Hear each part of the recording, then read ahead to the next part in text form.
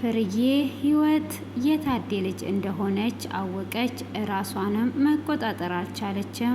ራሷንም ስቷ ትገኛለች። ሰላም ሰላም፣ ውድ ፋሚሊዎቼ ቀጣዩን ክፍል ይዤ ቀርብ ያለው እስከ መጨረሻ እንድትከታተሉ በፍቅር ጋበዝኳችሁ። እንግዲህ በባለፈው ክፍል ላይ ዘገዬ ወደ እነ ፍርዬ ቤት እንደሚሄድና ሁሉንም ነገር እንደሚያጣራ ማርታን ፊት እንደነሳችው ለባልደረባው ነግሮት ነበረ። ሆኖም እንደዛውም ወደ እነ ፍርዬ ቤት እዛም በሚመጣ ሰዓት ፍርዬ ብቻዋን አዘን ተቀምጣ ነበረ።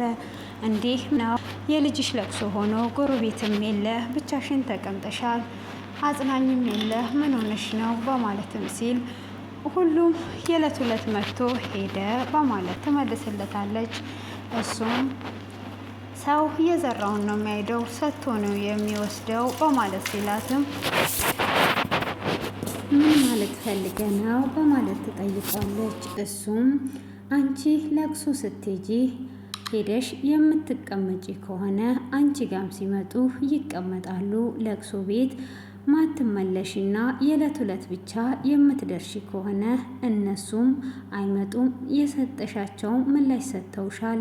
ምግብም የማትመገቢና ሁሉን ነገር የማታደርጊ ከሆነ በሰጠሹ ምላሽ ነው የምታገኙ እንጂ እንደዛ አይደለም በማለት ሁሉንም ነገር ያስረዳታል። ነው እንዴ? እኔማ የዕለት ዕለት ከሄድኩኝ ምላሽ ተመልሼ አልሄድም በማለት ትመልስለታለች።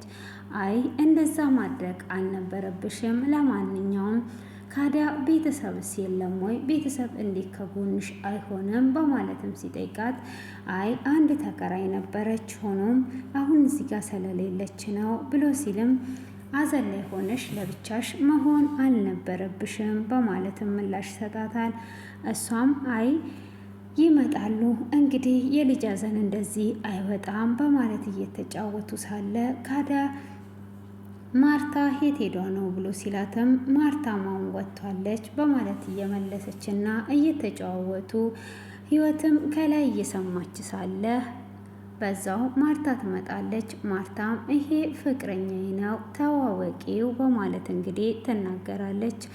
እሷም እንደተናገረችም እሱም እንግዲህ ለአጽናናችሁ ነው የመጣሁት እያለም እያወሩም እየተጫወቱም ሳለ እንግዲህ ያለውን ነገር ካወሩም በኋላ እሱም ስለ ራሔል እያነሱ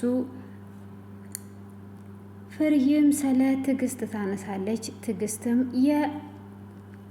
የራሔል ጓደኛ እንደሆነችና በፍቅረኛዋ እንደሞተች ትነግረዋለች።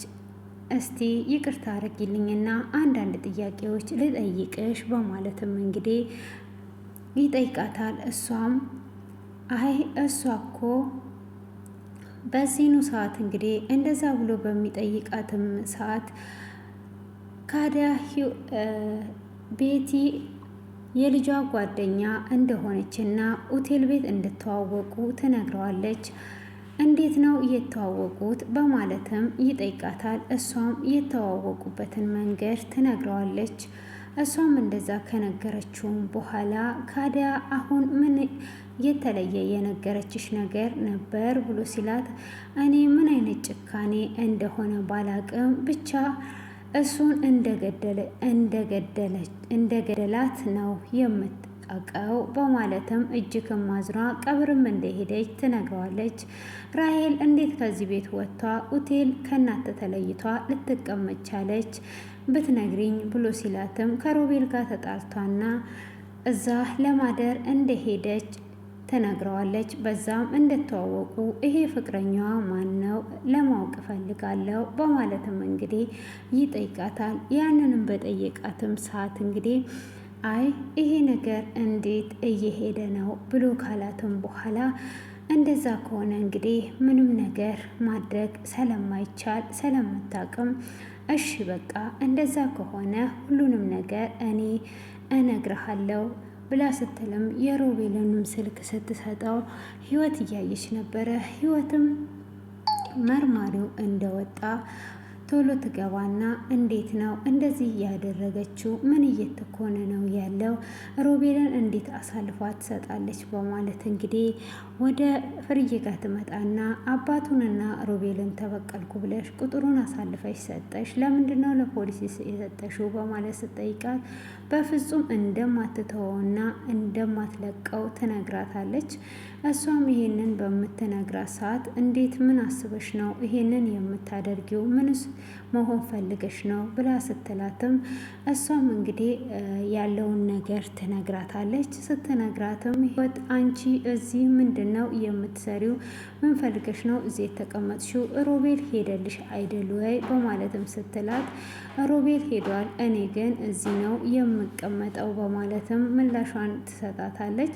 እሷም እንግዲህ እንደዛ ምላሿን ከሰጠቻትም በኋላ እኔ እዚህ ነው የምኖረው፣ ታዴ ሊያስገድለኝ እንደሆነ ታውቂያለሽ አይደለ? ስለዚህ እኔ ከዚህ የትም አልሄድም በማለት ትመልስላታለች። እንግዲህ ከዚህ የማትሄጂ ከሆነ እኔ ራሴ ነኝ የምገልሽ በማለትም ስትላትም እንዴት ነው አንቺ የምትገይኝ? አንቺ ለፖሊስ አሳልፈሽ ብሰጪኝ ባልሽን እንደማሳስረው እንዳትጠራጠሪ፣ ባልሽ በፖሊስ የሚፈለግ ገዳይ ነው ብላ ትላታለች። አንቺ አርፈሽ ተቀመጪ ብላ ትላታለች።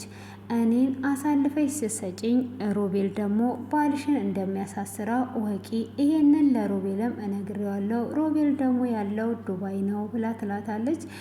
እሷም እንግዲህ ጭራሽኑ እንደዚህ አሳልፈሽ ሰተሻል በማለትም እንግዲህ ትናደዳለች ማለት ነው። ያንንም በማድረጓና በመናደዷ እሷም እንግዲህ ትዝትባትና ትወጣለች። እሷም እንደወጣች ትንሽ እንደቆየች እንግዲህ ታዴም ይመጣል። ታዴም በመጣበት ሰዓት እንግዲህ ፍርዬ እቺ የተረገመች ሁሉንም ነገር ለሮቤልም ነግረዋለች በማለት እንግዲህ ተናግረዋለች። ምንድነው ለሮቤል የነገረችው? አንተ ገዳይ መሆንህን ለሮቤል ነግረዋለች በማለትም እንግዲህ ስትመልስለት እንዴት እንደዚህ ታደርጋለች ብሎም ሲል እቺ የተረገመች እኔ ራሴ ነኝ ስጥ አድርጌ የምገላት በማለት እንግዲህ ምላሹን ይሰጣታል። ጭራሹኑ እንደዚህ እንዳትናገሪያት፣ አንቺም አሳልፈሽኝ በሰጠሽኝ ሰዓት ባልሽን እንደማሳስረው እወቂ በማለትም እንግዲህ እሷም ዛቻዋን ታከናውልና ከቤት ትወጣለች። እሷም እንግዲህ ከቤት እንደወጣች ታዴም ለምንድን ነው እንደዚህ የምትያት? ጭራሽኑ እኔ ገላታለሁ ትያለሽ እንዴ? በማለት ፍርዬንም በጥፊ ይመታታል። ፍርዬንም በጥፊ መቷት። ህይወት ጀግናና ጠንካራ ብልህ ሴት እንደሆነች ይነግራታል። ህይወትም ይሄንን ነገር ከላይ ሆኗ ትሰማለች። እሷም በምሰማ ሰዓት ጭራሽኑ አሁን ደግሞ እኔን ማሞገስ ጀመርክ ብላ እንግዲህ ዝም ትለዋለች ማለት ነው። አሁን ላይ እንግዲህ ተመልሶ እሷን ማሞገስ ጀምሯል ማለት ነው። መጀመሪያ ላይ እንደዛ ለአይን የሚጠላት ዛሬ ላይ ደግሞ እያሞገሳት ይገኛል ማለት ነው።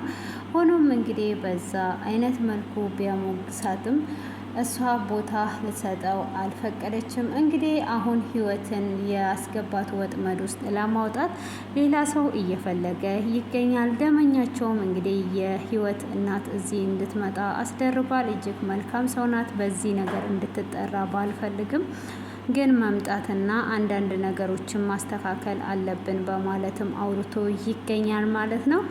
ሆኖም እንግዲህ ደመኛው ስሙን ስለማያውቅ ስሙን እንድትናገርና የተለያየ ነገሮችን እንድታይ ነበረ የጠራው። እንግዲህ በዚህ አይነት መልኩ ላይ ይገኛሉ ማለት ነው።